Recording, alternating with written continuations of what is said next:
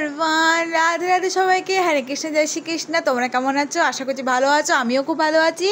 তো এখন আমি ভাবছি হঠাৎ করে ভিডিও করা শুরু করলাম কারণটা হচ্ছে এখন বাজাকে দেখে না 5টা।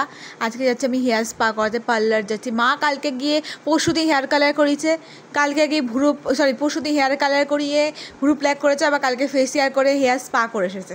মায়ের কোটা কমপ্লিট, এবার আমার তো করতে হবে ভাই। ওই কারণে আজকে যাচ্ছি হেয়ার স্পা করাতে আর ভ্রু প্ল্যাক করতে। যদি আমার ভালো লাগে তো একটু কালার করিয়ে নেবো। তো চলো যাওয়া যাক, আগে দেখি কি হয়। চলো যাওয়া যাক আগে। আর এই যে গোবর সমাধে কিন্তু মা সন্ধ্যা দিয়ে দেবে, আর ওপরে যা যা কাজ থাকে আমার সব করে নিয়েছি। চলো বেরিয়ে যাওয়া যাক, আর ওখানে কি তোমার সাথে কথা হচ্ছে। টাটা সবাইকে। হ্যালো এভরিওয়ান, এত বকবক করার পর আমি কিন্তু বেরিয়ে পড়েছি। আর এত বড় টাওয়ার দেখে ভেবো না তোমাদের বাড়ির মানে এখন আমি বিয়ে বাড়ি হচ্ছে বা বুজ খালিফায় চলে এসেছি, কোনোটাই নাই ভাই। এখন পুজোর সিজন, সব জায়গায় প্যান্ডেল হবে, এখানেও হচ্ছে। আমি আজকে চলে এসেছি রূপকথা লেডিস বিউটি পার্লার, যেখানে আমি সবসময় এসে থাকি। এখানে কিন্তু তোমার নানা রকম পার্লারে কাজ করানো হয়, কাজ শেখানো হয়, প্লাস এখানে বিউটিশিয়ান মানে মেকওভার নানা রকম ব্রাইডাল মেকওভার শেখানো হয়। আর এখানে তোমাদের লিস্টটা দিয়ে দিলাম এখানে কী কী করানো হয় না হয়। তারপরে ভেতরে এসে দেখি মামি একজনকে ডিট্যান করাচ্ছিল আর দুজনকে ফেসিয়াল করাচ্ছিল, আন্টি আর ওই বুনিটা মিলে। তারপরে ওদেরকে করতে করতে আমাকেও কিন্তু মিনিমাম 1 ঘন্টা বসে থাকার পর আমাকে কিন্তু ধরেছে শেষ পর্যন্ত ফাইনালি নিয়ে। এখানে দেখতে হচ্ছে হেয়ার ওয়াশ করে নিচ্ছিলো, বুনির সাথে গল্প করতে করতে হেয়ার ওয়াশটা ভালো করেই হচ্ছিলো। তোমরা এই যারা বর্তমানে এই রূপকথা লেডিস বিউটি পার্লার আসতেই পারো, খুব ভালো মানে প্রোডাক্টে ভালোভাবে করা হয়। তো আমার খুব তো ভালো লেগেছে, এইটাই তোমাদের বলতে পারি।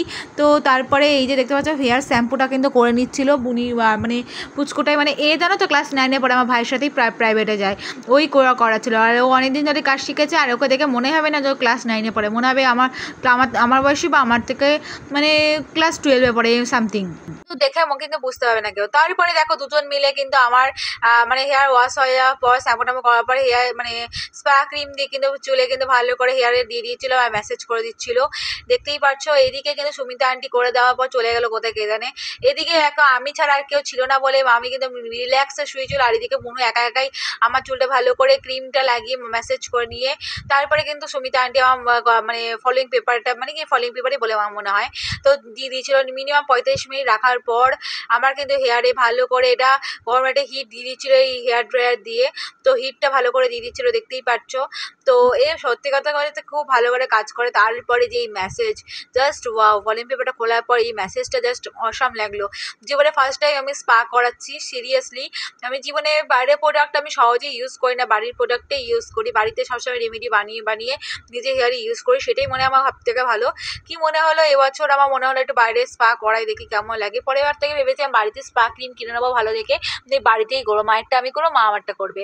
তো ভালো করে শ্যাম্পু করে স্পাই ক্রিমটা ম্যাসেজ করাটাই হচ্ছে এখানে বেসিক্যালি ব্যাপার, আর হিট।